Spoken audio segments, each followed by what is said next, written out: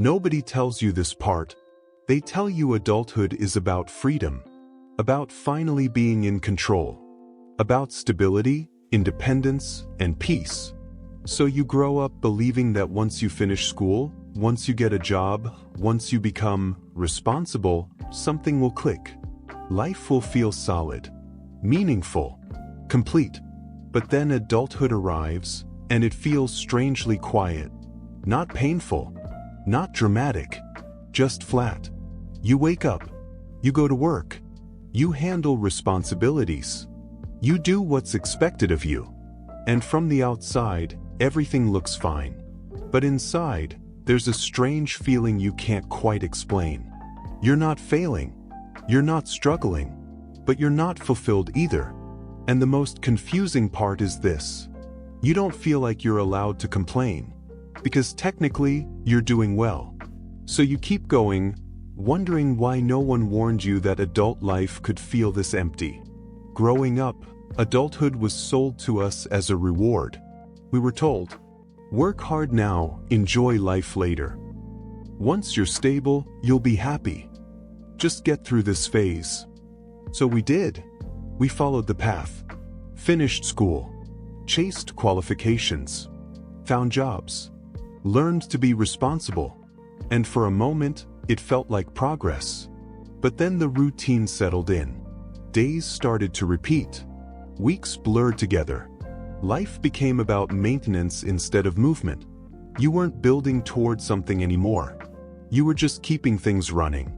This is where the disappointment begins, quietly. Not because adulthood is unbearable, but because it's not what you imagined. You expected fulfillment. You found repetition. You expected clarity. You found routine.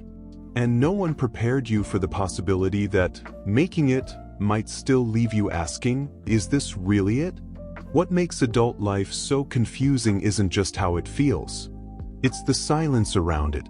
Most adults know that adulthood doesn't feel the way it was promised. They've felt the same quiet disappointment, the same sense of routine replacing excitement.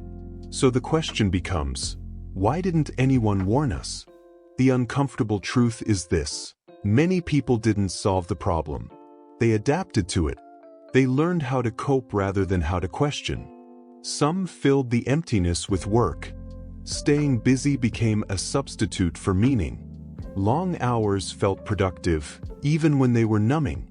Others leaned into distractions, entertainment, social media, constant noise, anything that prevented them from sitting alone with their thoughts.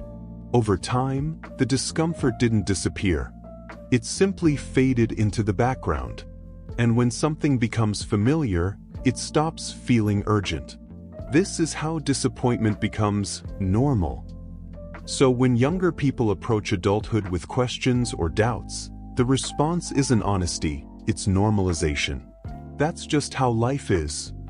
You'll get used to it. Everyone feels like that. Not because it's the full truth, but because admitting otherwise would force reflection. It would mean acknowledging that certain dreams were postponed, abandoned, or quietly buried. And that's hard to face. So instead of passing down clarity, many adults pass down acceptance. They don't warn you because, to them, this feeling isn't a warning sign anymore.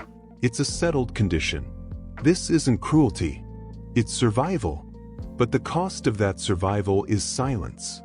And silence ensures the cycle continues. Each generation steps into adulthood expecting fulfillment, only to quietly discover routine. And instead of questioning it openly, they learn to carry it quietly until they pass it down as just life. One of the most isolating parts of adult life is not dissatisfaction, it's the guilt that follows it. The moment you start feeling that something is missing, another voice appears in your mind. You should be grateful. Others have it worse. At least you're stable. And those thoughts aren't wrong, they're just incomplete. Yes, you are fortunate. Yes, you have stability. Yes, many people are struggling more visibly than you. But gratitude does not erase the human need for meaning. Still, Guilt convinces you that questioning your life is selfish, that wanting more depth, more alignment, more purpose somehow makes you immature or irresponsible.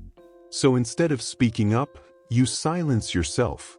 You tell yourself that adulthood is about acceptance, not exploration. That responsibility means enduring, not questioning. That wanting more is a luxury you can't afford. And slowly, curiosity turns into compliance. You don't stop dreaming because you don't care. You stop dreaming because dreaming feels inappropriate. This is why so many adults feel stuck but can't explain why. They aren't trapped by circumstances alone. They're trapped by self-censorship.